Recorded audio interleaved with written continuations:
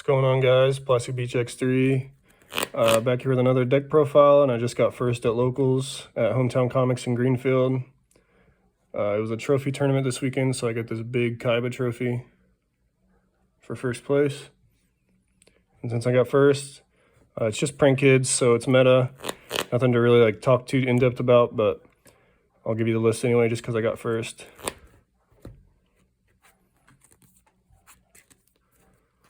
So for matchups, I played Drytron first round, 2-0, relatively easy.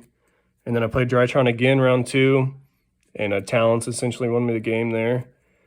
And then we went to time, and prank kids win in time, like 95% of the time. So round 3 was against Meknite Dinos. The deck's kind of scary just because I don't know what all the Meknites do. And they have that trap card which negates things in the same column, which makes that your butler can't activate, so it's kind of annoying. But that was a 2-0 as well. And then I played Tri-Brigade round 4. I lost round 4. I misplayed. I definitely should have won game 1. I lost the die roll, and he went first. And he ended on 2 sets that I didn't know. Oh, sorry. 2 sets that I didn't know, but I assumed one was Revolt, because they always have Revolt. And I didn't know the other one, but I had Bell for the Revolt, so I wasn't too concerned about that. And he also ended on the Link 3 that just summons one on my turn. My turn. So it was a pretty breakable board, but I normal summoned Dropsy. And then he didn't revolt it, so I was like, okay, he's not revolting. I wonder why. And I had the Bell in hand for the revolt, and I linked off Dropsy into Meow Mew, and forgot to chain Parallel Exceed in my hand to the Dropsy effect in the graveyard. Just totally forgot I had Parallel Exceed in my hand, so to Ash block, and he ashed me, so. Took that L, and then I beat another Tri-Brigade player, Tri-Brigade Zoo this time, in round 5, and my tiebreakers, my 2 Drytron tiebreakers were good enough to get me to first. So here's the list. It's pretty standard, but I did switch up a lot, that are relatively a lot of things that I want to talk about. But 3 drop, 3 fan, 3 lamp, 3 rock, 3 place, 3 Pando. People are cutting this down to 2, but I think it's pretty good just for extending through hand traps. Pranks, and then I wanted to try out one plan today.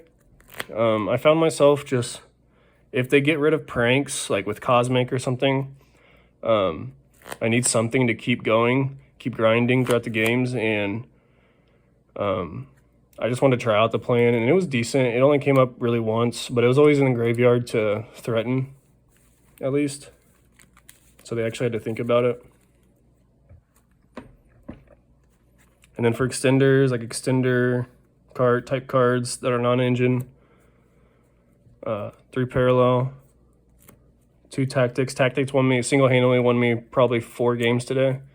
Either stealing and OTKing or drawing 2 and just having enough hand traps and gas next turn to win.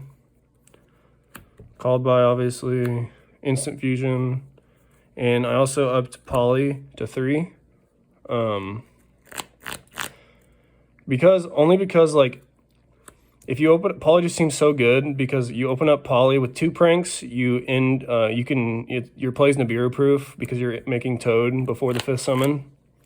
But more frequently, if you open a Poly with 1 prank, you're still ending on Butler with a Dweller, and that's essentially unbeatable for unbeatable for Tri-Brigade. They literally can't win past a Dweller, let alone a Butler Dweller.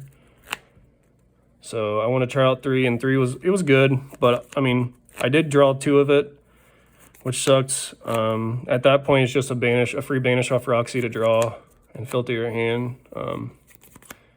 But yeah, it was okay as an extender, I guess. And then for hand traps, I played 3 Ash, 3 Valor, three Ash because it's the best hand trap, 3 Valor because it's not once per turn, and then 2 Bell and 2 Ghost Mourner. I play Ghost Mourner over Imperms because obviously if you draw Imperm off Pranks, it's dead. I was tooling around with taking these out for Gamma, but again, the situation with Pranks, you don't ever want to draw game off Pranks because it's dead most of the time because you'll have monsters on the field. But Mourner was good enough. It was something to negate Anaconda so they can't make Dragoon. And I liked it. So that was the main deck, it was 40. And then for extra, 3 Meow Mew, which is probably getting hit to 1 soon, so rip. 3 Doodle, which also might get hit to 1. Because just like making Doodle, like triple Doodle in the extra just makes Imperm and Valor just irrelevant against this deck because you're just going to make another one that turn. And if they Valor it, then you just send Pandemonium instead of Pranks off of Fancy. And then you can link into another one and add back the Pandemonium and continue your play. Bow Wow, and then 1 Unicorn. And then I cut, because I was playing Pranks, I cut the Nightmare Phoenix for Rip Roar and Roaster. Never came up, but theoretically, like, if you send this to Grave off of, like, Maximus or something, then you get the effect, but never came up. And you can summon it, and then access code was nuts, obviously. Reason why it's $140 right now. And then 3 fusions, never needed any more, especially with Pranks, or with the trap.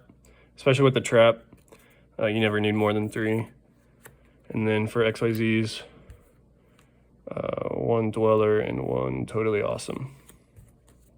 Like I said, Dweller is literally an OTK or FTK against Tri-Brigade because you're just going to OTK him next turn. So for the side deck, 3 Nib. I sided this in once against Drytron, and I summoned it because he just wasn't playing around it. He didn't add Orange Light like he should have.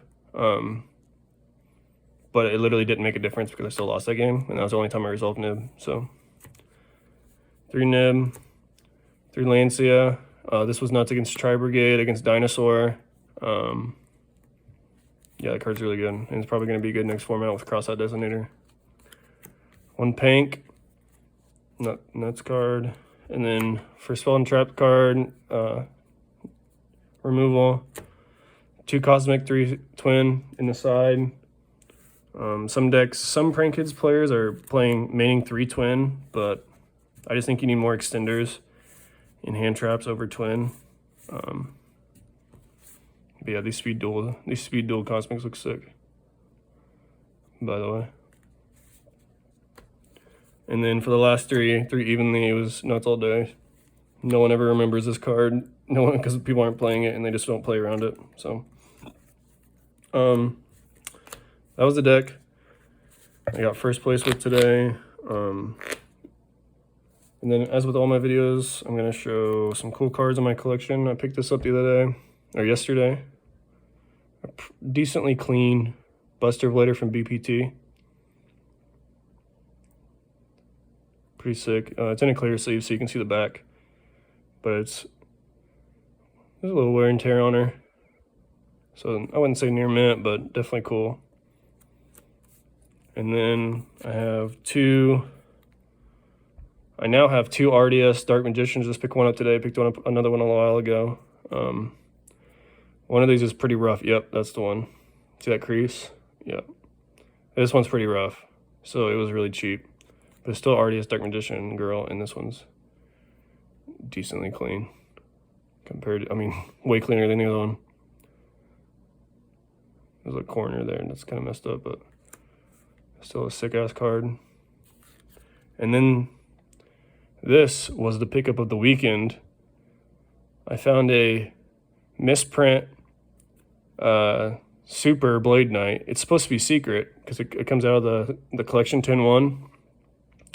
And if you know anything about like goats, like this is the highest rated Blade Knight. It's the secret rare. But I found this in like a dollar binder at a shop. That was like super misprint with the secret rare tech still on it. So I thought that was sick. But yep, took first place today. Huge trophy compared to the YuGiOh ones. Yep, comment, anything, questions, criticisms, whatever. I'll try to respond. One more look at this. Super Blade Knight. All right, have a good day.